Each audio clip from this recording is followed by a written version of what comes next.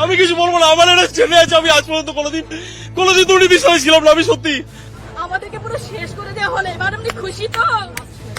জিতে গেছে তো আপনাদের বাম আমলের প্রতিশোধ নিতে। আপনারা যে খুলে আম দুর্নীতি করেছেন, কি ভেবেছিলেন? আপনাদের অন্যায়ের জন্য আজকে আমাদেরকে বলির পাঠা হতে হলো, বলির পাঠা।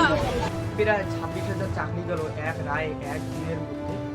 দুর্নীতিতে যুক্ত যারা তাদেরও চাকরি গেল, আর যারা যোগ্য তাদেরও চাকরি গেল। চারিদিকে শুধু কান্না, হাহাকার এবং আত্মহত্যার মতো মানুষের অবস্থা।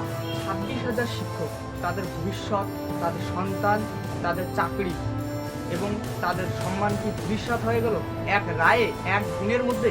আমি অবভিয়াসলি, কারণ আমি ইউনিভার্সিটি টপার, আমি রবীন্দ্রভারতী ইউনিভার্সিটি থেকে মাস্টার্স কমপ্লিট করেছি। আমি স্নাতক স্তরে আমি ইউনিভার্সিটি টপার, আমি ফার্স্ট ক্লাস ফার্স্ট, আমি গভর্নরের কাছ থেকে গোল্ড মেডেল নিয়েছি। তারপরে যদি আমাকে প্রমাণ করতে হয় আমি যোগ্য কি অযোগ্য, আমার কিছু বলার নেই। এত বড় মানসিক একটা কাজ, এত বড় অপমান সামাজিক, কিভাবে মেনে নিয়ে গিয়ে চলবো জানি না। আমি মানসিকভাবে ভীষণভাবে ভেঙে পড়েছি। তারা এখন কি করবে, কোথায় যাবে, কিভাবে সংসার চালাবে, এটি সবার প্রশ্ন জেগে উঠছে। খেটেছি জীবনটা, সারা জীবনের পরিশ্রম। আমি জানি না, খুব আমি সত্যি বলতে পারছি, আমার ভাষা নেই। আমার ছেলে, ছোট ছেলে, আমরা এক চুল একটা কোনো এলিগেশন নেই। ইন্টারভিউ দিয়েছি, পেয়েছি। ইন্টারভিউতে 10-এ 5.33 দুর্নীতি করে 5.33 কেউ 10-এ হয়। একাডেমিক্স ভাগ আজকে নিয়ে আসছি, 35-এ 35 পেয়েছি, 55-তে 38 পেয়েছি। দুর্নীতি 55-তে 38, 53 সাদা খাতা নয় আমার, 55-তে 38 পেয়েছি। একটা কোনো এলিগেশন নেই আমার। তা এখন ভাবনার বাইরে। 2016 সালের এসএসসি পরীক্ষা, এসএসসি নিয়োগে চাকরিপ্রাপ্ত শিক্ষক শিক্ষিরা চাকরি হারালেন। 2016 সালের এসএসসি প্যানেল কলকাতা হাইকোর্ট বাতিল করলে তারা ভারতের সর্বোচ্চ কোর্ট সুপ্রিম কোর্টে আপিল করে, কিন্তু আপিল করেও কোনো লাভ হলো না।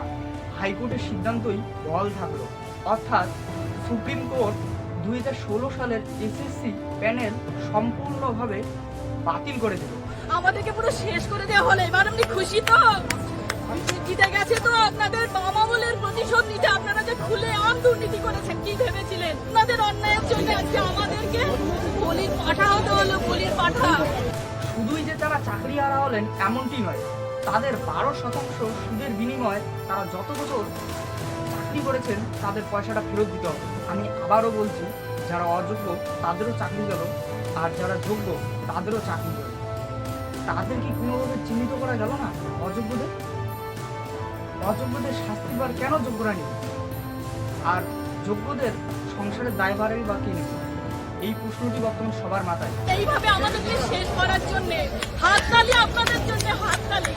আমাদেরকে আপনি লাশের পর লাশ দেখবেন। এবার আমার লাশের পর লাশ দেখবেন, এটাই হচ্ছে আপনার অপমানিত কৃতিত্ব। 2021 সালে বিভিন্ন আবেদনকারী আদালতে দ্বারস্থ হন। তদন্তে বেরিয়ে এসে এক চাঞ্চল্যকর তথ্য। বিভিন্ন চাকরির নিয়োগপত্র বিপুল অঙ্কের টাকায় বিক্রি হয়েছে। বড় অঙ্কের ঘুষের বিনিময়ে নিয়োগপত্র বিক্রি হয়েছে। আজ যারা চাকরি হারা হলেন তাদের মধ্যে অনেকেরই লোন নেওয়া আছে। তারা এই লোন কীভাবে শোধ করবে? অনেকেরই ছেলে মেয়ে বাইরে পড়াশোনা করছে, এই পড়াশোনার খরচ তারা কীভাবে বহন করবে? 16 সালের এসএলএসটি জয়েনিং, 18 সালে ফার্স্ট কাউন্সিলিং এ আমার চাকরি। আমার ইমোশনাল আউটবার্সটা হয়তো খুব বেশি হবে, কারণ আমার বাবা মা আমার উপর ডিপেন্ডেন্ট। আজকে দিনের পর আমি জানি না যে আমার কি হবে। আমি একমাত্র সন্তান আমার বাবা মায়ের। এর প্রভাব কি পশ্চিমবঙ্গের শিক্ষা ব্যবস্থার উপর পড়বে? সুপ্রিম কোর্ট কি তার সিদ্ধান্ত পরিবর্তন করবে কি করবে না? রাজ্য সরকার কি এই চাকরিহারা শিক্ষক শিক্ষিকাদের পাশে দাঁড়াবে? আবারও তাদের চাকরি ফিরিয়ে আনিয়ে দিতে পারবে? তাদের চাকরি ফিরিয়ে দিতে পারবে? আমরা দেখতে পারবো। আমি এই চাকরিহারা শিক্ষকদের পাশে আছি এবং প্রার্থনা করি তারা যেন আবার সম্মানের সাথে তাদের চাকরি ফিরে পায়।